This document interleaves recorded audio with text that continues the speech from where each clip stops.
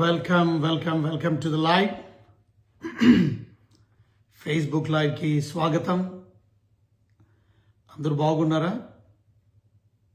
చాలా సంతోషం. వండర్ఫుల్. మీరందరూ కూడా బాగున్నారని నేను నమ్ముతున్నాను. అందరూ కూడా లైవ్కి వచ్చేస్తే మనం లైవ్ ప్రారంభించుకుందాం. జుంటెతైన దారుల కన్నా మధురమైనటువంటి దేవుని వాక్యాన్ని, ప్రత్యేకంగా ప్రకటన గ్రంథ ధ్యానాలు మనం చేస్తున్నాం. రెవల్యూషన్, బుక్ ఆఫ్ రెవల్యూషన్ గురించి 11th చాప్టర్లో మనం ఉన్నాం. సో మనం అద్భుతమైనటువంటి విషయాలు మనం నేర్చుకుంటూ ఉన్నాం. సో తప్పక మీరు ఇతరులకి షేర్ చేసి ఈ లైవ్ని వాళ్ళు కూడా చూడడానికి తోడ్పడాలని మనం చేస్తున్నాం. సో అందరూ కూడా వచ్చేస్తే మనం ప్రారంభించుకుందాం. కనుక చాలా శ్రేష్టమైనటువంటి మాటలు మనం వింటూ ఉన్నాం. మీరు అనేకులకి ఈ వర్తమానాన్ని షేర్ చేస్తున్న విధానాన్ని బట్టి ప్రత్యేకమైన వందనాలు. అలాగే వాట్సాప్లో చాలామంది స్టేటస్ పెట్టుకుంటున్నారు, వాట్సాప్ గ్రూప్స్లో షేర్ చేస్తున్నారు. Thank you so much. అలాగే మెసెంజర్లో కూడా, ఫేస్బుక్ మెసెంజర్లో కూడా, స్టోరీలో కూడా పెట్టుకుంటున్నారు. అలాగే ప్రత్యేకంగా ఫేస్బుక్ మెసెంజర్ గ్రూప్స్లో కూడా షేర్ చేస్తున్నారు. అలాగే యూట్యూబ్లో కూడా వస్తుంది, సాక్ బైబిల్ టీవీ అని, SCAC బైబిల్ టీవీ అనే ఛానల్లో మీరు ఈ వాక్యాలు వినడానికి అవకాశం ఉంది. తర్వాత ఈ లింక్ని ఇతరులకి పంపించడానికి కూడా అవకాశం ఉంది. సో చాలా సంతోషం అండి. వాక్యాన్ని ప్రేమించడం అంటే దేవుణ్ణి ప్రేమించడం. నన్ను ప్రేమించే వారిని ఆస్తికర్తలు చేస్తానన్నాడు దేవుడు. కనుక తప్పక ఆయన వాక్యాన్ని ప్రేమించడం అంటే ఆయన్ని ప్రేమించడం. అలా ప్రేమించేవారు తప్పక ఆస్తికర్తలు అవుతారని బైబిల్ చెప్తుంది. వారి నిధులు నింపుతాను అన్నాడు. నన్ను ప్రేమించేవారు చూసారా, వారి ఆస్తికర్తలు చేస్తాను, నిధులు నింపుతాను. అంత మాత్రమే కాదు, నన్ను ప్రేమించే వారికి ఏమి సిద్ధపరిచానో అవి కంటికి కనబడవు, చెవినికి వినపడవు, హృదయానికి అర్థం కావు. కనుక నేను సిద్ధపరిచాను అంటున్నాడు. కానీ ఆత్మ ద్వారా అవి వారికి దేవుడు తెలియపరుస్తాడు. సో దేవుని వాక్యాన్ని ప్రేమించడం అంటే దేవుణ్ణి ప్రేమించడం. నన్ను ప్రేమించేవారు 1000 తరాల వరకు కరుణించబడతారన్నారు.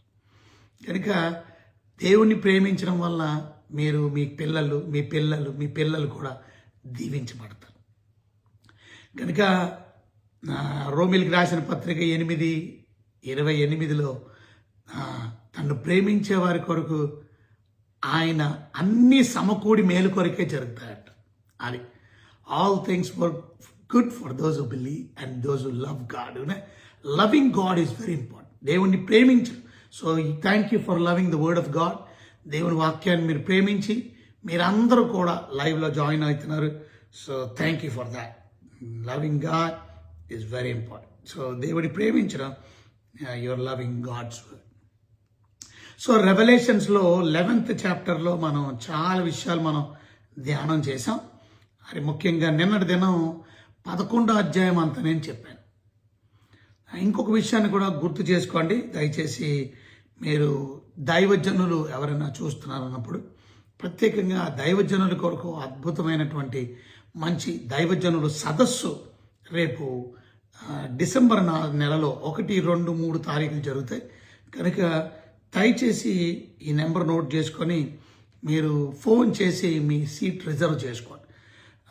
9949057914 9949057914. ఓకే, ఈ నెంబర్కి మీరు కాల్ చేసి మీ సీట్ రిజర్వ్ చేసుకోండి. సో వండర్ఫుల్ పాస్టర్స్ కాన్ఫరెన్స్ దగ్గర we're going to hold for nearly 500 pastors. Okay, so I hope that you're going to be there December 1, 2 and 3. Okay, December 1, 2, 3. So this is an invitation for all the pastors who are hearing this. కనుక దైవజనులు ఎవరైతే వింటున్నారో వాళ్ళందరికీ ప్రత్యేకమైనటువంటి pastors and leaders conference ఇది. Shepherds rise అనే conference పెడుతున్నాం. So తప్పక మీరందరూ కూడా మీ పేరు నమోదు చేసుకోండి. 9949057914కి మీరు ప్రత్యేకంగా మీరు రిజర్వ్ చేసుకొని, మీరు కొంతమంది మాత్రమే కనుక దయచేసి మీరు అందులో ఉండాలని నేను ఆశపడుతున్నాను. చాలా సంతోషం. కనుక రేపు డిసెంబర్ నెలలో 1, 2, 3 ఓకే. అలాగే మా ఎస్ఏసి మినిస్ట్రీస్ చర్చ్ యానివర్సరీ అద్భుతంగా రేపు 23 రాత్రికి జరగబోతుంది. సో ప్రేమతో మిమ్మల్ని అందరినీ ఆహ్వానిస్తున్నాం. 23 రాత్రికి ఇదే నెంబర్కి మీరు కాంటాక్ట్ చేస్తే స్థలము, ప్లేసు, డేటు, డేట్ అలాగే చెప్పాను కాబట్టి టైము ఎవ్రీథింగ్ కూడా ఈవినింగ్ అది కనుక అన్ని మీకు వివరాలు తెలియపరుస్తారు. చాలా సంతోషం. Let's go to the word. దేవుని వాక్యంలోకి వెళ్ళిపోతాం. సో రెవల్యూషన్స్ 11th చాప్టర్లో 11వ అధ్యాయంలో 2 సాక్షుల గురించి చూస్తాం.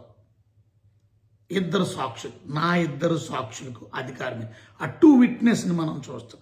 వారు గోను పట్టు ధరించుకుని శాక్లోత్ ధరించుకుని ఉన్నారు. వాళ్ళు 1260 దినములు ప్రవచించారు. వారు 1260 రోజులు 1260 days వారు ప్రవచించారు. వాళ్ళు ప్రవచించే దినాల్లో ఎవరు వారికి హాని చేయడానికి అవకాశం లేదు. దీన్ని బట్టి అర్థమైంది మనకి దేవుని యొక్క ప్రొటెక్షన్, దేవుని యొక్క కాపుదల మన మీద ఉంటుందని. వీరు భూలోకమునకు ప్రభు అయిన వాని ఎదుట నిలుచున్న 2 ఒలివ చెట్లను దీపస్తంభములై ఉన్నారు. ఎవడైనా మనకి హాని చేయని ఉద్దేశించిన వారి నోటి నుండి అగ్ని బయలు వెడలి వారి శత్రువులను దహించి వేయును. కనుక వీరిని ఎవరినైనా హాని చేస్తే వారి నోట్లో నుంచి వచ్చే అగ్ని ద్వారా వారు చంపబడతారు. దహించి వేయను కనుక ఎవడనూ వానికి హాని చేయని ఉద్దేశించిన అలాగున్న వాడు చంపబడవలెను. కనుక అంత ఈజీ కాదు వీళ్ళని చంపడం. ఓకే. కనుక వారిని పట్టుకోవాలనుకున్నా, వారిని అరెస్ట్ చేయాలనుకున్నా, వారిని బంధించాలనుకున్నా, వారిని ఆపాలనుకున్నా ఎవరు తరం కాదు. ఎందుకనంటే వారి నోట్లో నుంచి అగ్ని వలన వాళ్ళు చచ్చిపోతున్నారు తప్ప ఎవరు బ్రతకడం లేదు. అంతమాత్రమే కాదు, వారికి దేవుడు శక్తినిచ్చాడు, వారికి దేవుడు బలాన్ని ఇచ్చాడు, వారి పవర్ని ఇచ్చాడు, వారు అధికారాన్ని ఇచ్చాడు, పవర్ని ఇచ్చాడు. మనం చూస్తే 6వ వచనంలో తాము ప్రవచించే దినములు వర్షం పడకుండా ఆకాశాన్ని ముయ్యడానికి చూసారు వారికి అధికారం కలదు. మరియు వారికి ఇష్టమైనప్పుడల్లా నీళ్లు రక్తముగా చేయుటకు నానా విధములైన తెగుళ్లతో భూమిని బాధించుటకును వారికి అధికారము కలదు. కనుక వర్షాన్ని ఆపేయగలరు వాళ్ళు. అంత మాత్రమే కాదు, వారు నీళ్లు రక్తంగా మార్చేయగలరు. నీళ్లు తాగడానికి ఉండదు, వర్షం లేకపోతే భూమి పంట ఉండదు, తిండి ఉండదు. అంత మాత్రమే కాదు, తెగుళ్ళు తీసుకొని వచ్చి భూమి మీద, తెగుళ్ళ వల్ల కూడా అనేక మంది భూమి మీద బాధించబడతారు. కనుక 7వ వచనంలో వారి సాక్ష్యం చెప్పుట ముగింపగానే, వారు సాక్ష్యం చెప్పడం ముగింపగానే వారి టైం అయిపోయింది, వారి పని అయిపోయింది. భూమి మీద వారు భూమి మీద చెప్పడానికి దేవుడు అధికారాన్ని ఇచ్చాడు, శక్తినిచ్చాడు. ఇవాళ మనం ఈ విషయాలన్నీ మనం చూసాం. 28 మత్తయి సువార్తలు మనం చూసాం. 18 నుంచి దేవుడిని మనకి అధికారం ఇచ్చాడు. అలాగే అపోస్తుల కార్యాలు 1వ అధ్యాయం 9వ వచనంలో మనం చూసాం. దేవుడు మనకి పవర్ని ఇచ్చాడు, శక్తినిచ్చాడు. ఈ 2 మీకు ఇస్తున్నానని మనం మత్తయి సువార్తలో మనం చూస్తాం 9వ అధ్యాయంలో. ఇవన్నీ కూడా దేవుడు మనకి అధికారాన్ని, శక్తిని భూమి మీద మనకి కూడా దేవుడు ఇచ్చాడు. తద్వారా మనం దేవుని సువార్తను ప్రకటించవలసిన వారమై ఉన్నాము. అది అధికారంతో చెప్పాలి, దేవుడిచ్చిన శక్తితో మనం చెప్పాలి. అద్భుతాలు, సూచన క్రియలు నీ ద్వారా దేవుడు జరిగించడానికి ఇష్టపడతాడు. అనేక మంది ఆత్మలు మార్చబడతాయి, జీవితాలు కదిలించబడతాయి. సో వీరు సువార్త ప్రకటించడం ముగించగానే అగాధము నుండి వచ్చి క్రూర మృగము వారితో యుద్ధం చేసి జయించి వారిని చంపు. కనుక అగాధంలో నుంచి ఒక బీస్ట్ వస్తాడంట. ఆ బీస్ట్ వచ్చి ఏం చేస్తాడంటే వారిని చంపేస్తాడు. 2 సాక్షులు, ఈ 2 విట్నెస్ కూడా చచ్చిపోతారు.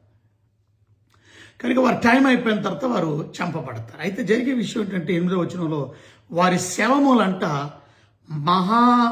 వారి శవములు అంటే డెడ్ బాడీస్ని మనం చూస్తే వారి శవములు ఆ మహాపట్టణము సంత వీధుల్లో పడి ఉండు. ఆ మహాపట్టణం ఉందో చూసారా, అనగా ఆ యెరూషలేము పట్టణం, జెరూసలేంలో ఆ మహాపట్టణంలో వారి శవముల డెడ్ బాడీస్ పడి ఉంటాయంట. అంత మాత్రమే కాదు, సొదొమ అని, ఐగుప్తి అని వారి పేరంట. అచ్చట వారి ప్రభువును కూడా సిలువ వేయబడింది. అచ్చట యేసు ప్రభువును కూడా సిలువేసినటువంటి స్థలంలో వారు శవాలు అక్కడ ఉంటాయి. అయితే ఇక్కడ ఇంట్రెస్టింగ్ ఏంటనంటే ఆయా భాషలు మాట్లాడేవారు జనములు సంబంధించిన వారు 3 దినములన్నర వారి శవములు చూచి వారి శవములు సమాధిలో పెట్టనీరంట. ఇది ఇంట్రెస్టింగ్ ఏంటనంటే చచ్చిపోయిన తర్వాత వాసన వచ్చేస్తుంది కనుక ప్రతి డెడ్ బాడీని మనం బరియల్ చేయడానికి ఇష్టపడతాం. కానీ these people don't want to make this bodies be buried. వీళ్ళిద్దరు డెడ్ బాడీస్ని బరీ చేయడానికి ఇష్టం ఉండదు. So even that is also blessing. Why? Because now they are going to see a miracle. ఎందుకంటే డెడ్ బాడీస్ని వారు అలాగే ఉంచడం వల్ల ఏమైందనంటే వారు ఒకవేళ సమాధుల్లో పెడితే సమాధుల్లో నుంచి లేపాలి దేవుడు. ఇప్పుడు ఏం జరుగుతుంది? ఇంట్రెస్టింగ్ వార్త ఏంటంటే God is going to raise those 2 dead bodies. Okay, ఆ 2 విట్నెస్ని దేవుడు తిరిగి లేపబోతున్నాడు. అది ఇంట్రెస్టింగ్ న్యూస్. మనం చూస్తే వారు అందరూ చూడగలుగుతారు. ఎందుకంటే అప్పటికి సోషల్ మీడియా ఉంది, ఇవాళ ప్రతి వాడి చేతిలో సెల్ ఫోన్ ఉంది, ఒక పక్కన టీవీలు ఉన్నాయి, అన్ని న్యూస్ ఛానల్స్ టెలికాస్ట్ చేస్తాయి కనుక ఆల్ ఓవర్ ద వరల్డ్ ప్రపంచం అంతా కూడా ఈ న్యూస్ సర్క్యులేట్ అయిపోతుంది. అందుకని అక్కడ రాసుంది ఆల్ ద నేషన్స్ అని ఉంది. అక్కడ ఆల్ ద లాంగ్వేజెస్, అన్ని భాషలు మాట్లాడేవారు, అన్ని భాషల్లో ఉన్నవారు, అన్ని దేశాలు వాళ్ళు, ప్రజలు, అందరూ కూడా చూస్తారంట. ఈ డెడ్ బాడీ సంబరం చేసుకుంటారు, ఫెస్టివల్ చేసుకుంటారు.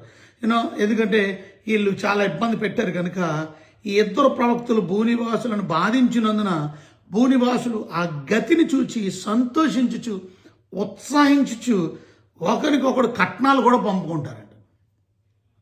అయితే ఇక్కడ జరిగే విషయం ఏంటంటే అయితే 3 దినమున్న అయిన తర్వాత పిమ్మట దేవుని యొద్ద నుండి జీవాత్మ వచ్చి, చూసారా, 3.5 days తర్వాత పరలోక దేవుని దగ్గర నుంచి జీవాత్మ వచ్చి, చూసారా, దేవుని యొద్ద నుండి వచ్చినటువంటి ఆ జీవాత్మ, జీవుడు మనకు కూడా దేవుడు జీవాత్మ ద్వారానే మనకు జీవం కలుగజేశాడు. మనం దేవుడు తన స్వరూపంలో మానవుని తయారు చేసి వాని నాసికానందరములో జీవవాయువును ఊదాడు. అప్పుడు మనిషి జీవాత్మ, జీవించే ప్రాణి ఆయన. సో ఇక్కడ చచ్చిపోయినటువంటి డెడ్ బాడీస్కి, చనిపోయినటువంటి 2 టెస్ట్ ఈ 2 విట్నెస్లకి కూడా దేవుడు పరలోకము నుండి తన జీవాత్మను పంపించి ఆ జీవాత్మ వారిలోకి ప్రవేశించగానే వారు పాదములు ఉని నిలిచారు, వారు నిలబడ్డారంట. చచ్చిపోయిన డెడ్ బాడీస్ స్టూడ్ అప్, చచ్చిపోయిన డెడ్ బాడీస్ లేచి నిలబడ్డారు. ఇంకా మనం చూసినట్లయితే వారిని చూచిన వారికి మిగిలిన భయము కలిగెను.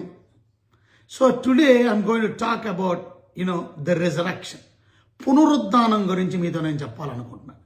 సో వీళ్ళు ఎలాగైతే చనిపోయిన వారు తిరిగి లేచారో, you and me have an hope, eternal hope మనకు ఉంది, that we're going to be risen one day after we die. మనం చచ్చిపోయిన తర్వాత వన్ డే మనం తిరిగి లెగిస్తాం. సో ఇది ప్రత్యేకంగా మన సువార్తల్లో ఇది మూలం. అందుకే సువార్తలో మనం చెప్పేది జీసస్ డెత్ గురించి చెప్తాం, జీసస్ బరియల్ గురించి చెప్తాం, జీసస్ రిజరక్షన్ గురించి చెప్తాం. And that is the gospel. Gospel అంటే story about Jesus, about his death, about his burial, about his resurrection. Okay, ఆయన మరణము, ఆయన భూస్థాపనం, ఆయన తిరిగి లేకడం, ఇది నమ్మడం వల్ల నువ్వు నేను రక్షించబడతాం. This is the gospel. So పునరుద్ధానం లేకపోతే సువార్తే లేదు. పునరుద్ధానం అనేది చాలా ఇంపార్టెంట్. సో పునరుద్ధానం అనేది లేకపోతే అసలు రక్షణ వర్తమానమే లేదు. Okay, resurrection is the heart of the gospel. అది మీరు రిమెంబర్ చేసుకోవాలి. అంత మాత్రమే కానీ without resurrection there is no salvation also. రక్షణ లేదు. ఒకవేళ జీసస్ కానీ తిరిగి లేచి ఉండకపోతే మనం అందరూ నాశనం అయిపోయేవాళ్ళం, నరకానికి వెళ్ళిపోయేవాళ్ళం.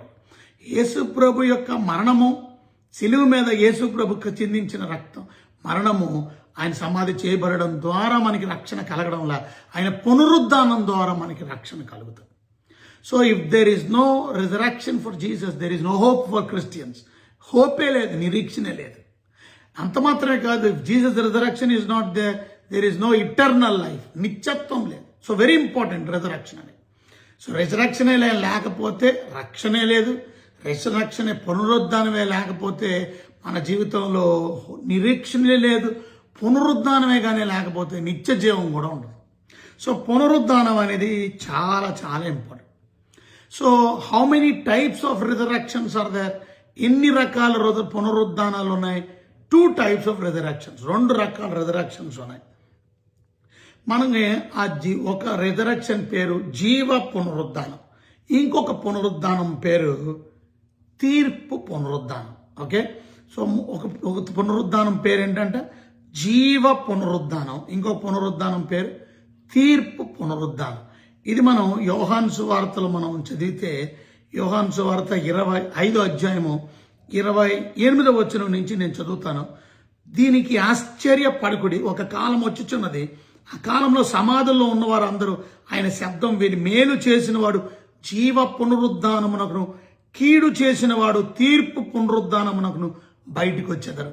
చూసారా, మేలు చేసిన వాడు జీవ పునరుద్ధానానికి, కీడు చేసిన వాడు తీర్పు పునరుద్ధానానికి బయటకు వస్తారు. తీర్పు పునరుద్ధానం ఉంది, మేలు పునరుద్ధానం ఉంది. ఏంటి మేలు చేసడం అంటే? ఇతరులని రక్షణలో నడిపించడమే. మీరు అంతకన్నా చేసిన మేలేముంది? అంతకన్నా మేలు ఇంకొకటి ఉండదు. ఒకటి నరకంలో నుంచి తప్పించడం, నరకానికి వెళ్ళిపోతున్న వ్యక్తిని, నాశనానికి వెళ్ళిపోతున్న వ్యక్తిని అగ్నిలో నుంచి లాగినట్టు కొందరిని రక్షించడమే కదా అసలైన మేలు, అసలైన ఉపకారం. కనుక అలాంటి వారందరూ కూడా, అంటే యేసుక్రీస్తుని అంగీకరించి అనేకల్ని ఆత్మల్ని రక్షించే వారందరూ కూడా జీవ పునరుద్ధానం, that is called first resurrection. Okay, అది మొదటి పునరుద్ధానం అంటారు. ఇక రెండో పునరుద్ధానం అనేది కీడు పునరుద్ధానం, తీర్పు పునరుద్ధానం, జడ్జిమెంట్ కొరకు లేపబడతారు. అది కనుక ఈ విషయాలు మనం గుర్తుపెట్టుకోవాలి. అలాగే మనం దానియేలు గ్రంథం 12వ అధ్యాయం, డానియల్ చాప్టర్ 12లో 3 మనం చదువుతాం, verse 2లో చదువుతాం. డానియల్ చాప్టర్ 12 verse 2, దానియేలు గ్రంథం 12వ అధ్యాయం 2వ వచనం. మరి సమాధుల్లో నిద్రించు అనేకులు మేలు పొందుదురు, కొందరు నిత్య జీవమును అనుభవించుటకును, కొందరు నింద పాలగుటకును, నిత్యముగా హేయులగుటకును మేలు కొందురు. చూసారా, కనుక సమాధుల్లో నిద్రించిన అనేకులు మేలుకుంటారు అని ముందుగానే రాయబడి ఉంది. దానియేలు రాశాడు, కొందరు నిత్య జీవమును అనుభవించడానికి, చూసారా, కొందరు నిత్య జీవాన్ని అనుభవించడానికి, కొందరు నింద పాలవడానికి, అనగా అర్థం తీర్పు పాలవడానికి, నిత్యముగా హేయులొకటకు వారు బయటకు వస్తారు, మేలుకుంటారు. ఇది మనం నేర్చుకోవాల్సినటువంటి ప్రాముఖ్యమైనటువంటి విషయం. కనుక ఈ రిజరక్షన్ అనేది ఉంది. ఆ 2 witness ఎలాగైతే వారిలో జీవాత్మ వచ్చి వారు తిరిగి లేచారో, యేసుక్రీస్తుని నమ్ముకున్న వారు అందరూ కూడా తిరిగి లేస్తారని మీరు నమ్ముతున్నారా? యేసుక్రీస్తుని నమ్ముకోవడంలో ఉన్నటువంటి శుభప్రదమైన నిరీక్షణ. అందుకే మొదటి దశలోనికేయులు రాసినటువంటి పత్రికలో 4వ అధ్యాయం 14వ వచనంలో యేసు మృతి పొంది తిరిగి లేచనని మనం నమ్మిన యెడల అదే ప్రకారము యేసునందు నిద్రించిన వారిని దేవుడు ఆయనతో పాటు వెంట పెట్టుకొని వచ్చాడు. చూసారా, యేసు ప్రభువునందు విశ్వసించినటువంటి వారందరినీ ఆయన వెంట పెట్టుకొని వస్తాడంట. క్రీస్తునందుండి అంటే ఇంకా రాసుంది, ఆర్భాటంతోను ప్రధాన దూత శబ్దంతోను దేవుని బోరతోను పరలోకం నుండి ప్రభు దిగి వచ్చి అంటే క్రీస్తునందు మృతులైన వారు మొదట లేదు. This is called first resurrection. So first resurrection అనేది ఫర్ బిలీవర్స్, విశ్వాసులకి మాత్రం. కనుక దిస్ ఈస్ మనం గుర్తుపెట్టుకోవాలా. ఫస్ట్ ఫ్రూట్ ఎవరు? క్రీస్తు. మనం క్రీస్తు మొట్టమొదటిగా తిరిగి లేచాడు. మొట్టమొదటిగా మనం చూస్తాం, మొదటి కొరింథీయులకు రాసినటువంటి పత్రిక 15వ అధ్యాయము 20వ వచనం మనం చూసినట్లయితే, 1 Corinthians 15:20లో మనం చూస్తే, మొదటి కొరింథీయులకు రాసినటువంటి పత్రిక 15వ అధ్యాయము 20వ వచనం. Let me read it for you. నేను మీ కొరకు చదువుతాను. Okay, 20th verse. ఇప్పుడైతే నిద్రించిన వారిలో ప్రథమ ఫలము క్రీస్తు మృతులలో నుండి లేపబడి ఉన్నాడు. ఫస్ట్ ఫ్రూట్ ఎవరు? Jesus Christ is the first fruit who got resurrected. First fruit. ఇప్పుడు చెట్టు ఉందనుకోండి, చెట్టుకి మొదటి ఫలాలు పండుతాయి. ఇక మొదటి ఫలాలు పండి అంటే ఇక పళ్ళు వస్తాయని అర్థం. ఇక వచ్చేస్తాయి అన్నమాట. ఇక పళ్ళు అన్నీ వచ్చేస్తాయి. మొదటి పండ్లు పడ్డాయి, అంతవరకు చెట్టు కాయల. ఇప్పుడు ఫస్ట్ ఫ్రూట్ వచ్చింది అని అంటే దాని అర్థం ఇక ఫ్రూట్ స్టార్ట్ అవుతుంది. సో అలాగే ఇక్కడ రాసింది, ఇప్పుడైతే నిద్రించిన వారిలో ప్రథమ ఫలం క్రీస్తు మృతులలో నుండి లేపబడి ఉన్నాడు. మనుషుని ద్వారా మరణం వచ్చను కనుక మనుషుని ద్వారా మృతుల పునరుద్ధానము కలిగాయి. ఆదామునందు అందరూ ఎలాగూ మృతి నొందుచున్నారో అలాగనే క్రీస్తునందు అందరూ బ్రతికించబడుదురు. క్రీస్తునందు అందరూ ప్రతివాడు తన వరసలో బ్రతికించబడను. ప్రథమ ఫలం క్రీస్తు, తర్వాత క్రీస్తు వచ్చినప్పుడు ఆయన వారు బ్రతికించబడతారు. అటు తర్వాత ఆయన సమస్తమును ఆధిపత్యమును సమస్తమును అధికారం బలమును కొట్టివేసి తన తండ్రి అయిన దేవుని రాజ్యమును అప్పగించును. అప్పుడు అంతము వచ్చును. చూసారా? కనుక ఇక్కడ మనం అర్థం చేసుకోవాల్సిన ప్రాముఖ్యమైన విషయం, మొట్టమొదటిగా ప్రథమ ఫలము క్రీస్తు అనే విషయం. మృతులలో నుండి లేచినటువంటి దేవుడు ఫస్ట్ యేసు ప్రభు తిరిగి లేచాడు. సో అదే ప్రకారం యేసునందు నిద్రించిన వారిని కూడా ఆయన తిరిగి లేపుతాడు అనే శుభప్రదమైన నిరీక్ష. సో ఫస్ట్ రిజరక్షన్ అంటే ఫస్ట్ ఫ్రూట్ మనం చూసాం. దాని తర్వాత హార్వెస్ట్ మనం చూస్తాం. హార్వెస్ట్ ఏంటి? హార్వెస్టే బిలీవర్స్, దట్స్ ద చర్చ్. ర్యాప్చర్లో మనం చూసాం, ఇందా చదివాక ఫస్ట్ Thessalonians 4:16-17 మనం చదివితే క్రీస్తునందు మృతులైన వారు మొదట లేదు. ప్రభు వచ్చినప్పుడు ఆ బాటంతో ప్రధాన దూత శబ్దంతో దేవుని బోరతో పరలోకము నుండి ప్రభు దిగి వచ్చును. ఆ మీదట క్రీస్తునందు మృతులైన వారు మొదట లేతురు. ఆ మీదట సజ్జనమై నిలుచుంటూ మనం వారితో కూడా ఏకముగా ప్రభువుని ఎదుర్కొంటే ఆకాశ మండలం మీద మేఘముల మీద కొనుపోబడదాం. కాగా మనం సదాకాలం ప్రభుతో కూడా ఉంటాం. So this is called harvest, right? కనుక దాని తర్వాత ఫస్ట్ రిజరక్షన్లోనే మనము ట్రిబులేషన్లో 7 ఏళ్ల శ్రమల్లో ప్రభు కొరకు చంపబడినటువంటి వారు ఆత్మలు మనం ప్రభు సన్నిధిలో చూస్తాం బలిపీఠం దగ్గర. కనుక వారు 1000 సంవత్సరాలు పరిపాలన కొరకు వారందరూ కూడా తిరిగి లేపబడతారు. 1000 ఏళ్ళు పరిపాలన కొరకు.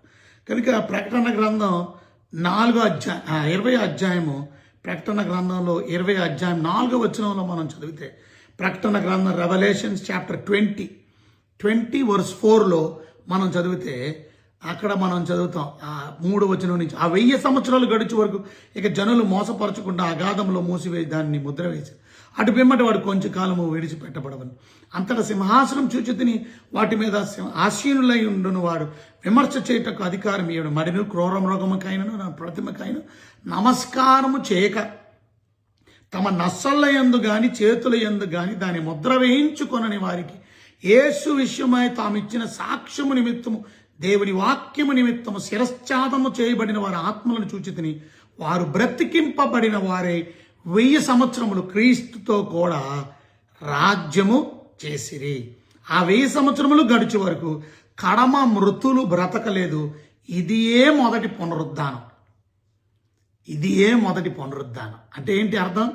యేసుక్రీస్తుని నమ్ముకున్నటువంటి వారు 7 ఏళ్ల శ్రమల్లో చనిపోయినటువంటి ఆత్మలను కూడా దేవుడు తిరిగి లేపుతాడు.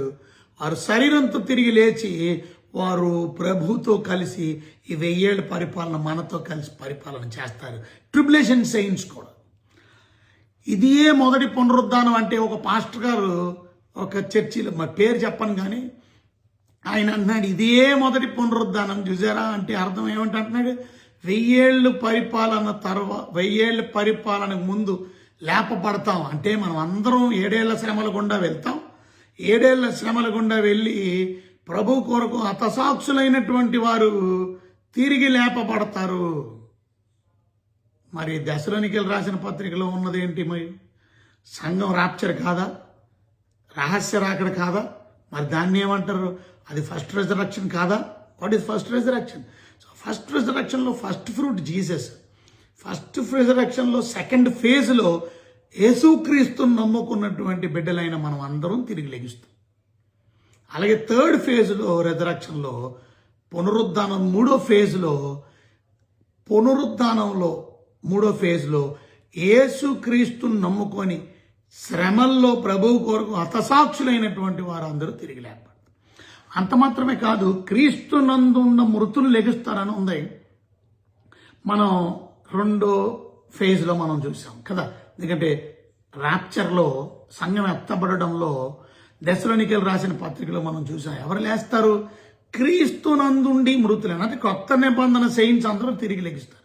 మరి what about the old testament saints?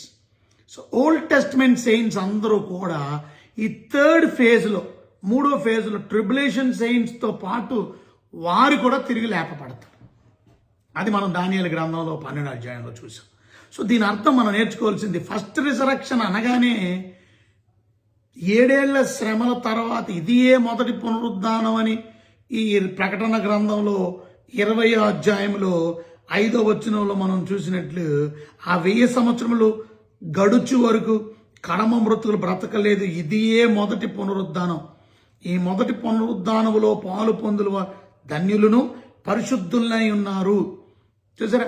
అంటే మొదటి పునరుద్ధానం అనగానే 1000 సంవత్సరాలు పరిపాలనకి ముందు 7 సంవత్సరాలు అనుభవించిన తర్వాత తిరిగి లేపబడిన సంఘం అని చెప్తే అది తప్పైంది. సంఘాన్ని ముందే తీసుకెళ్ళిపోయాడు. 7 శ్రమల్లో సంఘం ఉండదు. సంఘం ర్యాప్చర్లో ఎత్తబడిపోయింది. సో తప్పక సంఘం ఎత్తబడిపోయిన తర్వాత ఇక మిగిలినటువంటి వారు భూమి మీద ఉన్నారు. వారికి సువార్త ప్రకటించబడింది. 1,44,000 మంది సువార్థికులను దేవుడు లేపి యూదుల్లో నుంచి వారు సువార్త ప్రకటిస్తారు. దూతలు సువార్త ప్రకటిస్తారు. 2 సాక్షులు వచ్చి సువార్త ప్రకటిస్తున్నారు. 1260 రోజులు ఇప్పటి వరకు చదివే మనం. కనుక సువార్త ప్రకటించబడిన తర్వాత వారు విని మారు మనసు పొందినటువంటి వారు, ప్రభు కొరకు హతసాక్షులైన వారు, చంపబడిన ఆత్మలు ప్రభు దగ్గర చూసాం మనం బలిపీఠం దగ్గర. కనుక వారు ఆత్మలు కూడా తిరిగి వచ్చి మనతో పాటు రేపు ఈ 2వ రాకడలో వచ్చినప్పుడు, 2వ రాకడలో వీరందరూ తిరిగి లేపబడతారు. ఎవరు? థర్డ్ ఫేజ్. ఎవరు? Tribulation saints.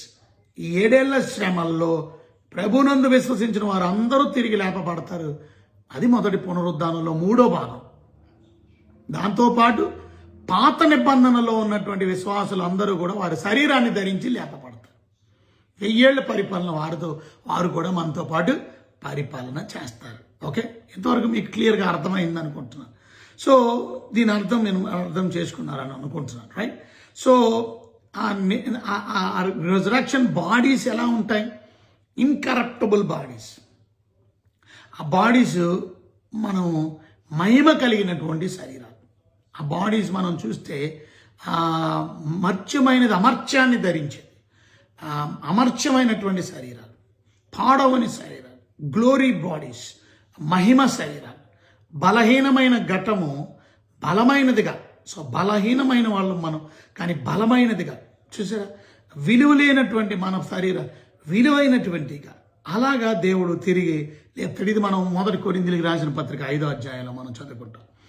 సో రెండో పునరుద్ధానం ఉందని చెప్పుకున్నాం కదా. ఏమిటా 2వ పునరుద్ధానం అనేది మనం చదవాలి అని అంటే, 2వ పునరుద్ధానంలో ప్రకటన గ్రంథం 20వ అధ్యాయము 11 నుంచి మనం చదివితే, ప్రకటన గ్రంథం 20వ అధ్యాయం 11 నుంచి మనం చదివితే, మరియు ధవలమైన మహాసింహాసనం దాని యందు ఆసీనుడైన ఒకరిని చూచితిని. భూమి ఆకాశంలో ఆయన సముఖము నుండి పారిపోయిను. వాటికి నిలువు చోటు కనపడకపోయిను. మరియు గొప్పవారేమి కొద్దివారేమి మృతులైన వారందరూ ఆ సింహాసనం ఎదుట నిలబడి ఉండుట చూచితిని. చూసా? మృతులైన వారందరూ. ఇది 2వ పునరుద్ధానం. ఎక్కడ నిలబడ్డారు? సింహాసనం దగ్గర. ఏ సింహాసనం? ధవల సింహాసనం దగ్గర. కొద్దివారేమి గొప్పవారేమి మృతులైన వారందరూ సింహాసనం మీద నిలబడి చూసి, మరియు గ్రంథములు విప్పబడిన, మరి జీవ గ్రంథం అని వేరే గ్రంథం విప్పబడిన, గ్రంథమందు రాయబడిన వాటిని బట్టి తమ తమ క్రియలు చెప్పున మృతులు తీర్పు పొందిరి. సముద్రము తనలో ఉన్న మృతులను అప్పగించును. అలాగే వారిలో ప్రతివాడు తన క్రియలు చెప్పున పాతాళలోకం కూడా, మరణమును పాతాళలోకము వాటి వశంలో ఉన్న మృతులను అప్పగించును. వారిలో ప్రతివాడు తన క్రియలు చెప్పున తీర్పు పొందును. మృతుల లోకమును అగ్నిగొండములో పడవేయబడును. ఇది 2వ మరణం. అనగా ఈ 2వ మరణంలో పాలు పంపులు పొందడానికి తిరిగి లేపబడుతున్నటువంటి వారు ఎవరంటే, యేసునందు విశ్వాసం ఉంచినటువంటి వారు అందరూ. ఇది కీడు పునరుద్ధానం, తీర్పు పునరుద్ధానం. ఇది 2వ పునరుద్ధానం. సో ఇక్కడ మనం నేర్చుకోవాల్సింది, death is not the end of the story. ఇది మీకు అర్థం చేసుకోవాల్సింది. మరణం అనేది ముగింపు కాదు. అది క్రైస్తవుడికైనా, అది క్రైస్తవేత్తరుడికైనా.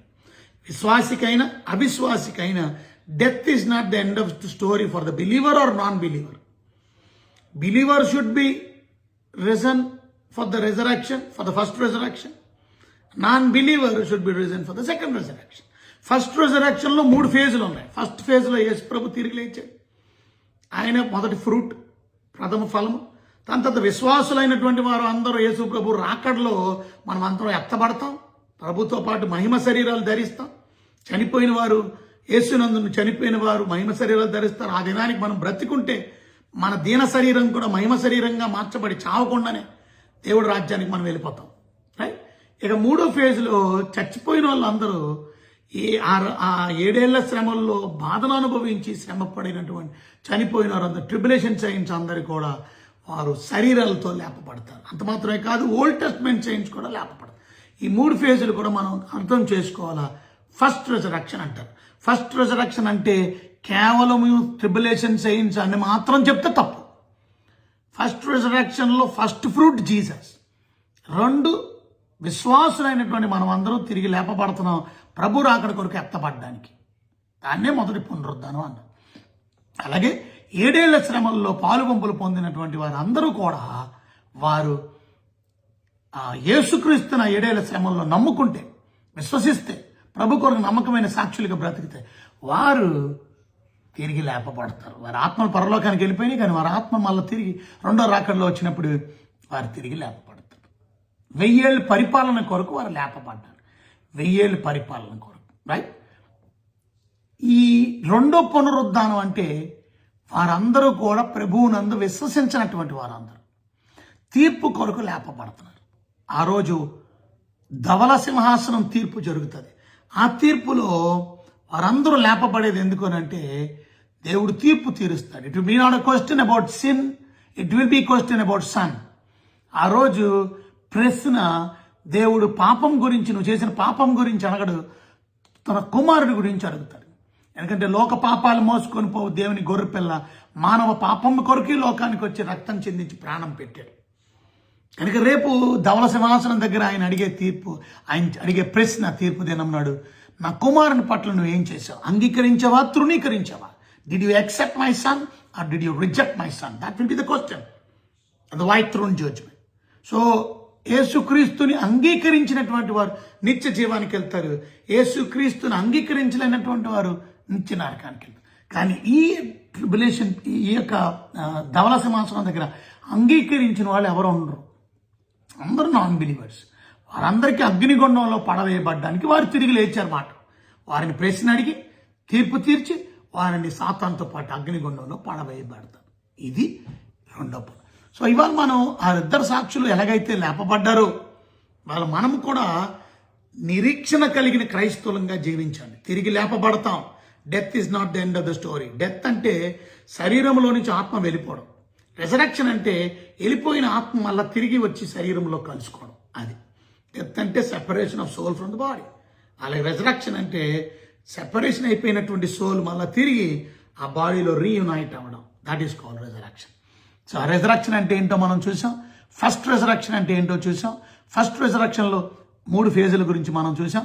సెకండ్ రెజరక్షన్ అంటే ఏంటో చూసాం. సో తప్పక ఈ వర్తమానం మీకు ఎంతో ఆశీర్వాదకరంగా ఉందని నమ్ముతున్నాను. కనుక మరణించడానికి, మరణం కొరకు భయపడకండి. చావు ఏ రకంగా వచ్చినా మనకి భయం లేదు. ఎందుకంటే మనం తిరిగి లేపబడతాం. చనిపోయిన మరుక్షణమే ఇక్కడ వెడలిపోయి క్రీస్తుతో ఉండని అపేక్షిస్తున్నాం. ఇక్కడ చనిపోయి కనుమూసగానే you will be with the Lord. Okay. So don't worry about death. Death is not the end of the story. Preach the gospel. సువార్తను ప్రకటించు. Be witness, give your story, give your testimony. Don't be afraid of anything. Persecutions ko, trials ko, tribulations ko, don't worry. God is there with you.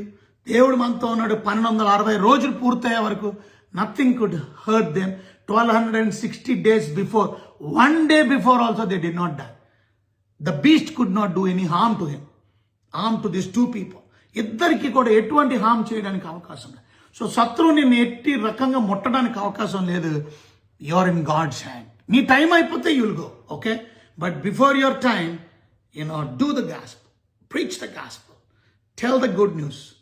దేవుడి గురించి మంచి వార్త చెప్పండి. Okay, tell your family members, నీ family members అందరినీ రక్షణలో నడిపించి, మీ పిల్లలు, మీ కుటుంబం, మీ గ్రాండ్ సన్స్, మీ యొక్క ప్రత్యేకమైన మీ సన్ ఇన్ లాస్, మీ డాటర్ ఇన్ లా, మీ ఆంటీ, ఎవ్రీవన్, మీ friends, tell the gospel, preach the gospel, bring them to the saving knowledge of the Lord Jesus. అలా ప్రభు దగ్గరికి తీసుకురండి, రక్షణలో నడిపించండి. రేపు జీవ పునరుద్ధానానికి పాత్రులుగా అవ్వండి.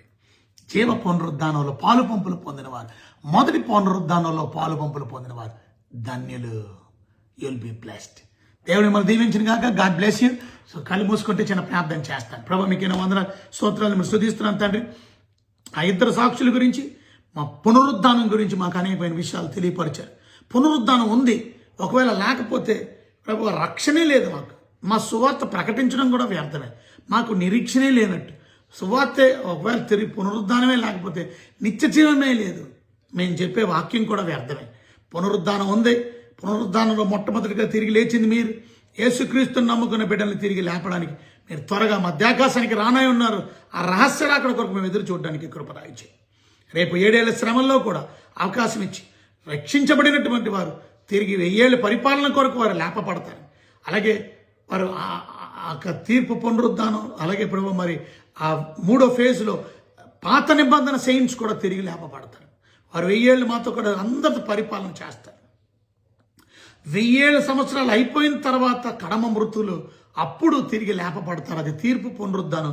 ఆ 1000 ఏళ్ళ తర్వాత మరలా తీర్పు పునరుద్ధానం ఉందని, యేసును నమ్మనటువంటి వారందరూ తిరిగి లేపబడి ధవల సింహాసనం దగ్గర తీర్పులో నా బిడ్డని ఎందుకు, నా కుమారుని అంగీకరించలేదు, తృణీకరించేవెందుకని నిత్య నరకాగ్ని గుండంలో పాటు. అందుకని యేసుక్రీస్తుని విశ్వాసం ఉంచి ప్రతివాడు నాశనం అవ్వడు. ఒకవేళ కుమారుడికి విధేయుడు కానివాడు నాశనం అవుతాడు. కనుక విధేయుడు అవడానికి మా సువార్త, మీరు అప్పగించిన సువార్త పరిచర్యలో నమ్మకంగా జీవించడానికి సహాయం. మా కుటుంబ సభ్యులందరినీ రక్షణలో నడిపి, ఆ ఫ్రెండ్స్ని, స్నేహితుల్ని, ఆ బంధువుల్ని అందరినీ ప్రేమతో వారి సువార్త ప్రకటించి సత్యంలోకి నడిపించి వారి జీవితాలు మార్చడానికి కృప దయచేయండి. యువతపడిన వాక్యం అందరూ హృదయాల్లో ఫలింపజేత వాక్యాన్ని నడిపించు. యేసయ్య ఘనమైన నామంలో మీకు ఇంత బ్రతిమలాడి శుద్ధించి ప్రార్థించాడు. నేనెంత వేడుకుంటున్నాను మా తండ్రి. Amen, amen. So God bless you. Thank you for watching. God bless you. అందరికీ వందనాలు. Ratnaraju garu, praise the lord. God bless you. Sunitha Ellamelli, praise the lord. God bless you. అలాగే Vinay Kumar Patipati, praise the lord. God bless you. God bless you. Prasanna, praise the lord. Mandapalli Prashanthi, praise the lord అండి. Naveen Kumar, Ramesh Kumar, praise the lord. God bless you. God bless you. Yesu Babu Saluri pastor garu, praise the lord. Venkateswarlu brother Eliya from Nellore, God bless you Eliya garu, praise the lord. Dhanalakshmi అమ్మ, praise the lord Dhanalakshmi. అలాగే Aluri Rakesh, praise the lord. Rakesh ఎలా ఉన్నావు? Jeevan, praise the lord. God bless you Jeevan. అలాగే pastor John Hite, God bless you pastor John Hite. God bless you. అలాగే Jyothi Ganji, praise the lord. God bless you. God bless you. Aksa Kalyani, praise the lord. Love you all. God bless you. మీరు ప్రతిరోజు లైవ్ని చూస్తున్నందుకు వందనాలు. ఈ లైవ్ని ఇతరులకు share చేయండి, అతరులకు కూడా తెలియపరచండి. ఈ విధంగా లైవ్లో మీరు వాక్యం వింటున్నందుకు స్తోత్రాలు. దేవుడికి వందనాలు. నా ప్రయాణం గురించి ప్రార్థన చేయండి. ఇవాళ మళ్ళీ నేను 2 విమానాలు మారి ఇవాళ నేను బయలుదేరి మళ్ళీ నార్త్ కేరళైనా వెళ్ళాలా. రేపు నేను మౌంట్ ప్లెజెంట్ బ్యాప్టిస్ట్ చర్చిలో, మన డాక్టర్ వర్ని ఫుల్వుడ్ చర్చిలో వాక్యం చెప్పాలా. సో నా ప్రయాణం గురించి ప్రార్థన చేయండి. So tomorrow is my speaking engagement over there at Mount Pleasant Baptist Church. So Dr. Warni Fullwood. So I'm going there. So pray for my trip. I'm going today. 3:30 is my flight. So 3:30 ki na flight undi. So rendu flights marala. So pray for my journey, okay? Na gurinchi ప్రార్థన చేయండి. I'll be praying for you and pray for this wonderful family who hosted me, my brother Alex and Heather. Bless this family too. Okay? Bless everyone. God bless you, man. Thank you very much. దేవుడు మిమ్మల్ని, మీ కుటుంబాన్ని నిండుగా, సమృద్ధిగా, నిండారుగా దేవుడు దీవించి ఆశీర్వదించును గాక. See you tomorrow. Tomorrow live ఉంటుంది 7 o'clock, early morning 7 o'clock. First సెషన్లో ఆదివారం ఆరాధన, Sunday వర్షిప్లో I will be coming to give you the word. So another meeting 9 o'clock, 9 గంటల సెకండ్ సర్వీస్లో కూడా I'll be coming, okay?